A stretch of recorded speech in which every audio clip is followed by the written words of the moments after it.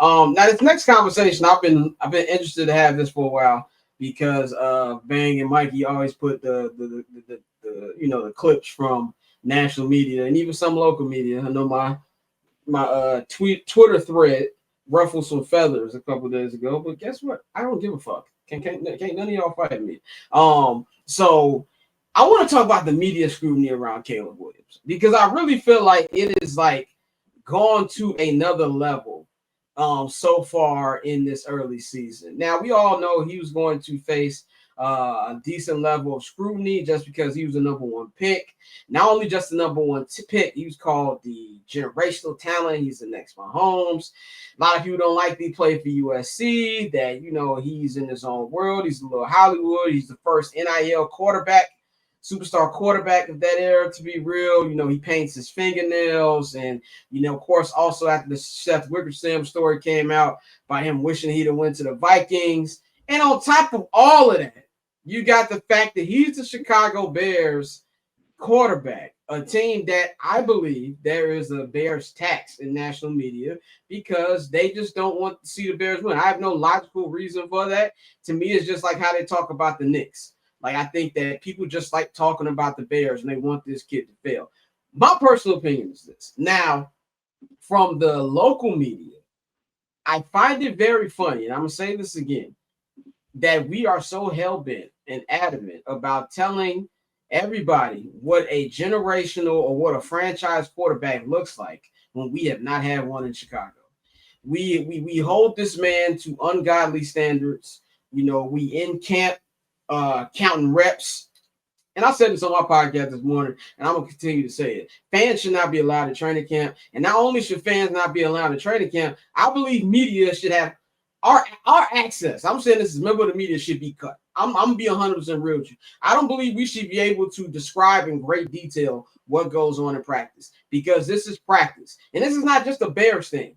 I've seen this across the league where we're counting passing attempts in practice. If there's any place where you mess up, it's practice. So that's just asinine to me. Now, the main culprit here is Colin Cowherd. And here's my theory on Colin Cowherd and that coward Jason McIntyre who blocked me because he's a sucker and I'd smack him if I ever saw him. Jason McIntyre talking about Caleb like he knows him. And Colin Cowherd came to Chicago, moved to Chicago, and acted like just because he moved his operation, and he was going to get access from the Bears or from Caleb Williams. And when that didn't happen, he switched the storyline on. Remember 12 months ago, he's one of Caleb's biggest supporters. Now, every time we go to that failing network, Fox, he's talking about what's going on with Caleb Williams. You just sounded like Donald Trump, like a Donald Trump tweet. Failing network. Failing network. Fox Sports One. It's very bad, very bad.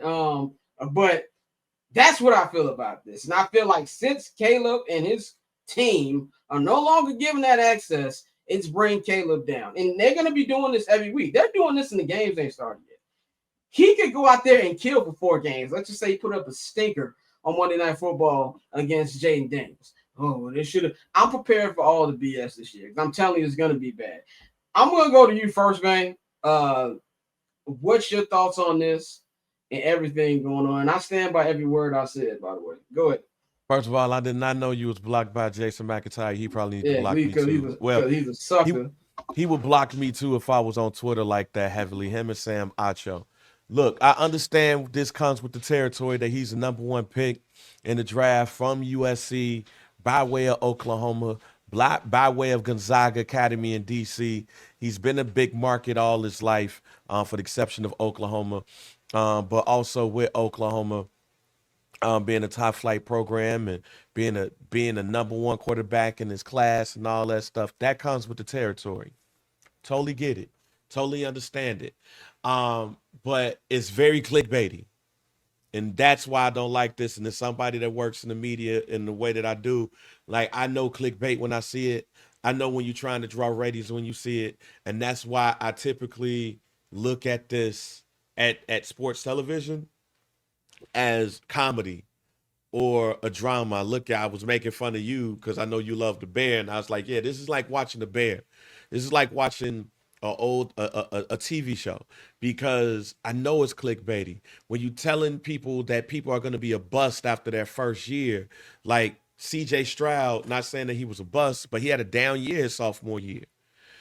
You got, again, I said earlier that Drake May, we have not seen Drake May passes on the national media like we've seen Caleb Williams in practice with no context.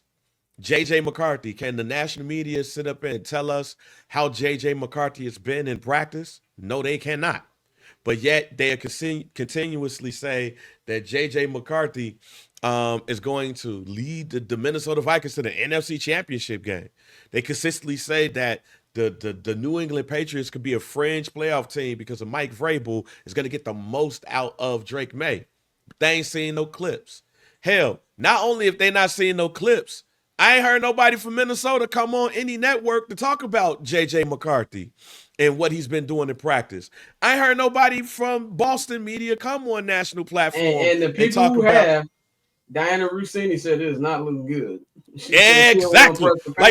But Diana Rossini, I will shout out Diana Rossini, because the two people that I have seen in the national media that I feel like have been neutral, and I feel like they've told the story, whether it's good or bad, is Diana Rossini, and through her, Chase Daniel. Outside of that, it feels like everybody has an agenda, and that agenda is to get clicks off of Caleb. I'm not sitting here protecting Caleb, not sitting here saying that, no, he's looked great in practice because Scott told us and stuff. You have told us on the local scale that, hey, today was bad. Oh, today was promising. But on the national media, we saw more about that doggone net thing before context was given, and even after context was given. People were still running with that story like it was a real practice thing that was going on. And that's why I pay attention to this like it's a TV show. But it is not unfair. At the same time, though, this is what comes with the territory when you are a number one pick. This is what comes with the territory when you are a generational talent. This is what comes with the territory when you've been number one every place you go. I get it. I just don't like the fact when people are using clickbait and lies to get ratings off of this young man. yeah, I 100% agree. And by the way, I'm not protecting Caleb either. I just don't like Jason McIntyre. I just want to put that out there. I don't like him either. Is he from here? Did he come I don't know. with? There's other stuff I want to say about him, but we're not on Summer Session. Yeah, so yeah. I'm gonna keep that to my black ass self.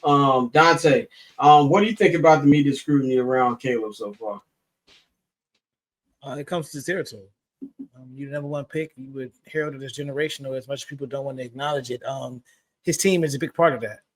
Like you said, he is the first NIL quarterback, and we've seen it throughout sports and in multiple sports where, you know, players younger and younger now have a team behind them that's pushing them, and that's allowed them to get certain things that other athletes didn't get. And it may sometimes put them in positions and in conversations that they shouldn't be in. Not saying that Caleb shouldn't be seen as, you know, an elite prospect, but at the same time, we can be honest about it. He played in 2 weak conferences. When USC switched to the Big Ten, shit didn't look as smooth. And obviously, players left USC. He didn't have his best weapons, but still, it was spade to spade. So I think it's warranted. We could, you know, play the media game. And media, that's one thing with those guys. We don't know all of that, but I think it comes with the territory at the end of the day. When you are the number one pick, the Bears tax may be real, but at the same time, they've given you every reason to implement that tax. Like everything that people are used to them doing is what they've done. And with us, I think with Ryan Poles, it's been refreshing to see somebody really try to gut this thing, you know, take it up by the root and really reshuffle the deck and put us on the footing where we're trying to actually build from the ground up the right way. And I think they've done that outside of the D-line. But I mean, as far as Caleb, no, it's all warranted. Because like I said, you can't tell me you're generational, then you come in and miss some of the throws that he misses as somebody who's labeled as generational, even with the offensive line issues and things like that. So I think it's warranted. It's going to continue, and until he consistently performs, and we have a just clear path of who he is, what he is, you're going to keep getting it.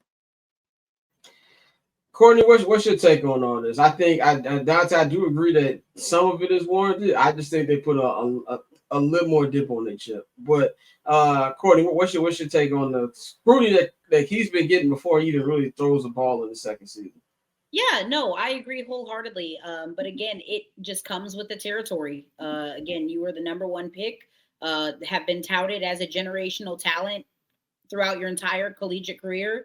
And now again, is it unfair? Absolutely. I think comparing it to like JJ McCarthy is maybe slightly unfair because JJ McCarthy is coming off an injury. So we haven't seen him yet, but yeah, they had a terrible offensive line last season. The Bears did. So, I mean, they've made some improvements. You have the opportunity to prove everyone wrong to a degree. I don't think you proved them wrong by winning 7 games this season. I don't think that's how you get out of that hole. I think you got to go 500 on the season if you at least want to begin that conversation and start that dialogue. But yeah, it's unfair. But like Bang said, life is unfair. Heavy is the head that wears the crown, man. So basically, you saying what Ace told Mitch, or Mitch told Ace, you tough, right? So let's talk about Catch, I'm Not Gonna Hold You, hosted by Scott Lewis every Monday and Friday at 5 p.m. Eastern, 2 p.m. Pacific, only on HNB Media and the Barber's Chair Network.